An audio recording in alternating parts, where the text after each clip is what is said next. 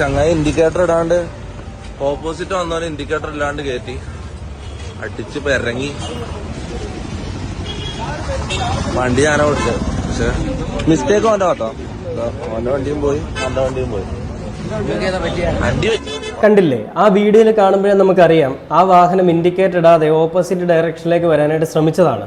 അപ്പോൾ ആ സമയത്ത് ഫ്രണ്ട് ഡ്രൈവർ സീറ്റ് തന്നെയാണ് വണ്ടി മുട്ടിയിരിക്കുന്നത്. ആ വണ്ടിയുടെ ബാക്കിലൊന്നുമല്ല തൊപ്പിയുടെ വണ്ടി മുട്ടിയിരിക്കുന്നത്.